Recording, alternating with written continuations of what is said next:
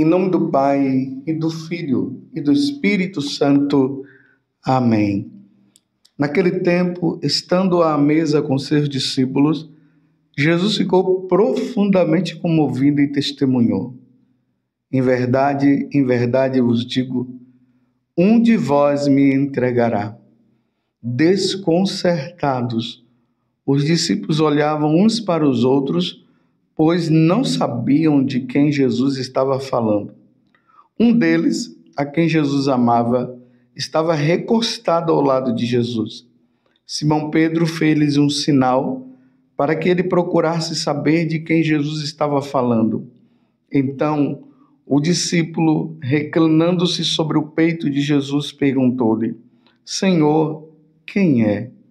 Jesus respondeu: é aquele a quem eu der o pedaço de pão passado no molho. Então Jesus molhou um pedaço de pão e deu a Judas, filho de Simão Iscariotes. Depois do pedaço de pão, Satanás entrou em Judas. Então Jesus lhe disse: o que tens a fazer, executa-o depressa. Nenhum dos presentes compreendeu porque Jesus lhe disse isso. Como Judas guardava a bolsa, alguns pensavam que Jesus lhe queria dizer: compra o que precisamos para a festa, ou que desse alguma coisa aos pobres. Depois de receber o pedaço de pão, Judas saiu imediatamente. Era noite. Depois que Judas saiu, disse a Jesus: agora foi glorificado o Filho do Homem, e Deus foi glorificado nele. Se Deus foi glorificado nele, também Deus o glorificará em si mesmo e o glorificará logo. Filhinhos, por pouco tempo estou ainda convosco. Vós me procurareis, e agora vos digo, como eu disse também aos judeus: para onde eu vou, vós não podeis ir. Simão Pedro perguntou: Senhor, para onde vais? Jesus respondeu-lhe: para onde eu vou, tu não me podes seguir agora, mas me seguirás mais tarde. Pedro disse: Senhor, por que não posso seguir-te agora? Eu darei a minha vida por ti. Respondeu Jesus: darás a tua vida por mim? Em verdade te digo, o galo não cantará antes que me tenhas negado 3 vezes. Palavra da salvação. Glória a vós, Senhor. Meus irmãos e minhas irmãs, estamos na Terça-feira Santa. O Evangelho da liturgia de hoje é o Evangelho de João, capítulo 13, do versículo 21 a 36, depois o versículo 36 ao versículo 38. Jesus está na última ceia. É a primeira missa que Jesus celebra com os apóstolos. É ali que acontece a instituição da Eucaristia e a instituição da Santa Missa. E tudo acontece em meio a esse drama. Pedro, que Jesus profetiza, dizendo que ele iria negá-lo. A boa vontade de Pedro de dizer que ele não vai permitir que nada de mal possa acontecer com Jesus, e ao mesmo tempo dizendo que ele vai seguir Jesus para onde Jesus for. Porque, é claro, Jesus estava indo para o julgamento, para a sua morte, depois a ressurreição, depois de 40 dias, a sua subida ao céu. E Pedro, que não sabia nada disso, ele fala justamente para Jesus: eu vou te seguir. E Jesus diz: não, você não vai, você antes que o galo cante, você vai me negar 3 vezes. E realmente aconteceu. Tudo isso, meus irmãos, é para nós tomarmos consciência que Jesus, ele sabia do que estava para acontecer com ele. E depois, essa situação dramática, mais dramática ainda, com Judas Iscariotes. Jesus está ali e ele fala, ele profundamente comovido, diz São João, que Jesus falou. Jesus profundamente comovido e testemunhou: em verdade vos digo, um de vós me entregará. Tudo já estava tramado por Judas, meus irmãos. Judas iria entregar Jesus. E é logo após essa missa que Judas vai para tramar as coisas lá com o sumo sacerdote, traindo Jesus com 30 moedas de prata. E aqui, meus irmãos, a oportunidade que Judas estava tendo para ele não dar continuidade ao que ele pretendia fazer. Jesus diz: aquele que eu colocar um pedaço de pão, esse vai ser aquele que vai me trair, o que eu colocar um pedaço de pão na boca dele. Mas vocês perceberam que diante dessa pergunta, Senhor, quem é? E Jesus diz: é aquele a quem eu der o pedaço de pão passado no molho. Então Jesus molhou um pedaço de pão e deu a Judas, filho de Simão Iscariote. Mas por que o pessoal não percebeu? Os apóstolos não perceberam que Jesus estava indicando que era justamente Judas o que iria trair?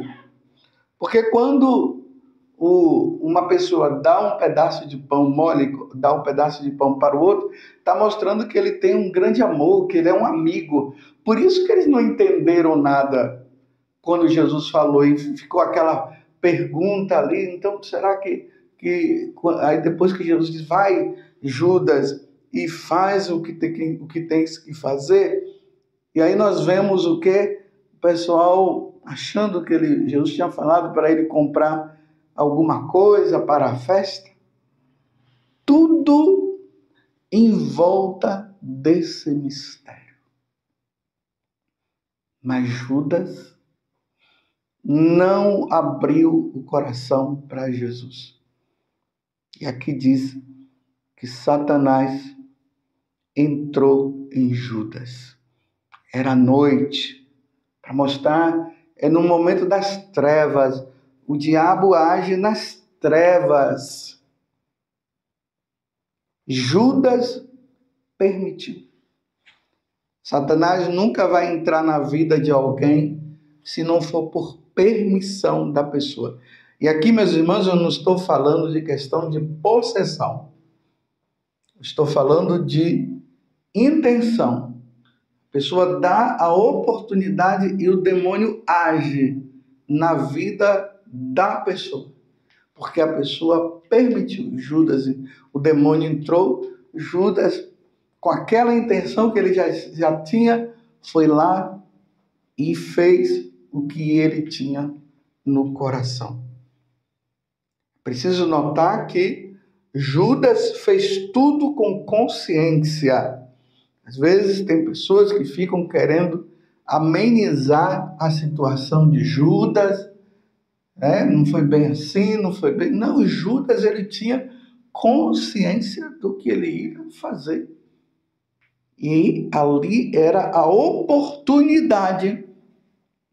Quando Jesus mostrou que ele estava sabendo de toda a intenção, era a oportunidade de Judas deixar tudo de lado, não fazer mais nada, ficar quieto e prosseguir o caminho dele ali com os apóstolos, junto com Jesus e tudo.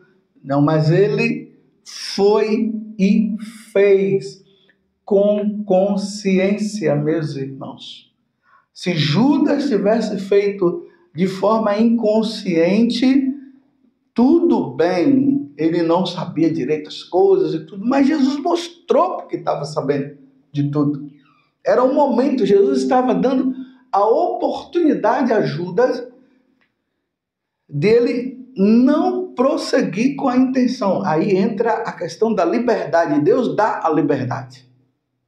Deus dá a liberdade. E Judas foi e fez o que ele queria. Permitiu que a ação do demônio fosse mais forte do que a própria ação de Deus. Lá no livro do Gênesis, nós vemos Caim e Abel. Quando Caim ele entra naquela situação de ficar com os ciúmes do seu irmão, Abel, Deus deu a oportunidade e falou: Caim, por que você está com esse rosto dessa forma? Não faça isso. Não faça isso. Mas Caim foi lá e já tinha no coração o desejo de matar o irmão. Ele foi e matou o irmão. Caim matou Abel com consciência. Vocês estão entendendo, meus irmãos? Eu pergunto para você, quantas vezes você teve a oportunidade de não praticar aquele mal e você acabou praticando? Às vezes Deus falou por meio de alguma situação, falou por meio de uma outra pessoa, não faça isso. E você foi e fez. Quantas vezes a igreja tem falado, mas eu não vou nem dizer igreja, porque quando a gente fala igreja, as pessoas ficam achando que a igreja é uma coisa e Jesus Cristo é outra. A igreja, ela transmite o que Jesus transmitiu para nós. A igreja não vai falar por meio dos sacerdotes e tudo, ela não vai falar nada que contraponha o que Deus falou. Nós sacerdotes só transmitimos o que Deus transmite. E quantas vezes a igreja tem falado da questão do aborto, que não se pode fazer e tal, e as pessoas vão lá e fazem. Mas elas sabem no fundo do coração que elas não podem fazer isso. Quantas vezes Deus fala no coração, não roube. Você está com a intenção de roubar e a pessoa vai lá e rouba. Quantas vezes Deus está dizendo no coração da pessoa, não irrite aquela outra, e a pessoa vai lá e irrita. Quantas vezes Deus está dizendo, não caia nesse pecado, a pessoa vai lá e cai. Dá mais ouvido ao demônio do que ao próprio Deus. Mas, claro, existe a oportunidade que nós temos, mesmo que nós venhamos a cair. Existe a oportunidade de voltar atrás, pedir perdão a Deus dos pecados e bola para frente. E aqui nós temos as duas situações entre Judas e Pedro. Pedro, depois que Jesus havia dito que ele iria traí-lo, ou iria negá-lo, antes que o galo cantasse 3 vezes ele ia negar. E Pedro, quando cai na situação, Pedro vai lá e chora amargamente. Esse choro de Pedro amargamente, ele demonstra que ele errou, mesmo sabendo, mesmo diante do que o Senhor havia dito. Pedro chorou amargamente. Lá no capítulo 21, nós temos lá a reconciliação de Pedro com Jesus, quando Jesus fala: Pedro, tu me amas? Pedro, tu me amas? Aí Pedro diz: tu sabes que eu te amo, sim, eu te amo, e apacenta as minhas ovelhas. E quando Jesus fala a terceira vez, aí Pedro já fica meio assim, e aí ele diz: sim, Senhor, tu sabes que eu te amo. E ele pensando até que Jesus estava condenando ele, mas naquele momento Jesus continua dizendo: apacenta as minhas ovelhas, e ali aconteceu a reconciliação. Pedro agora estava melhor, porque imagina Pedro quando ele se encontra com Jesus depois, ele pensando que ele havia negado, e Jesus já tinha alertado ele sobre essa negação. Já Judas, totalmente diferente a situação de Judas. Judas, depois que ele comete essa grande falta, ele deveria chorar amargamente e pedir perdão também a nosso Senhor. Ele faz o contrário. Ele passa por aquela situação e vai lá e tira a própria vida. Tem um momento que Jesus fala que era melhor não ter nascido. Aquele que trai o Filho do Homem era melhor não ter nascido. Então Judas ficou com remorso, mas não se arrependeu do mal que ele fez. Ele foi lá e tirou a própria vida. Na nossa caminhada, meus irmãos, nunca devemos agir como Judas. Cair, todos nós iremos cair. Mas o convite é para nós levantarmos diante da nossa queda. E esse levantar tem que ser igual ao filho pródigo. Vou voltar para a casa do meu pai e vou dizer: pai, pequei contra Deus e pequei contra ti. É o arrependimento, é o pedido de perdão, é o retorno. Não façamos como Judas, não podemos agir como Judas, como se não tivesse mais jeito para nós. Qualquer tipo de pecado cometido, há jeito, meus irmãos.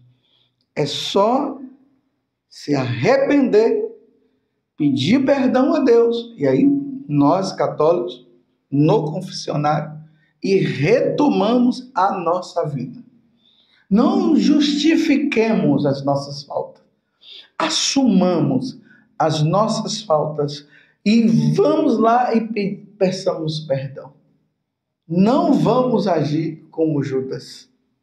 Falei aqui do pecado do aborto, no caso. Quantas mulheres que, depois que elas percebem o grande mal que elas fizeram, e homens também que proporcionaram para que isso acontecesse, vivem com problema de consciência, toda hora querendo pedir perdão a Deus, apesar de já ter recebido o perdão ali no confessionário, ainda fica com aquele sentimento. Não há necessidade de ficar mais com o sentimento de culpa. Uma vez perdoado por Deus, perdoado para sempre. É assim que deve ser.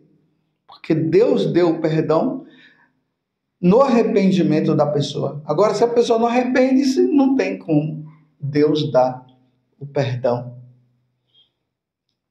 Na sua vida hoje, você é Judas, que por ter errado não quer aceitar que errou e por isso não quer se arrepender e caminha para o precipício. E aqui eu falo caminhar para o precipício, para a condenação eterna. Ou você é como Pedro, que reconhece o quanto que és pecador. E diante de Jesus, tu sabes que eu te amo. Apesar das minhas faltas, tu sabes que eu te amo. E ali recebe o perdão de Deus e recomeça a vida. Tanto Pedro como Judas tinham consciência das situações. Um se arrependeu e por isso recebeu o perdão de Deus. O outro, no orgulho, tomou sua própria atitude e ali tirou a própria vida. E nós não podemos tirar a nossa vida. Ó Virgem Santíssima, não permitais que eu viva e nem morra em pecado mortal. Em pecado mortal eu não hei de morrer, porque a Virgem Santíssima há de me valer. Valei-me, Virgem Santíssima, e desça sobre você, pela intercessão da bem-aventurada Virgem Maria, a bênção do Deus Todo-Poderoso, Pai, Filho e Espírito Santo. Amém. Louvado seja nosso Senhor Jesus Cristo, para sempre seja louvado, e a sua mãe, Maria Santíssima.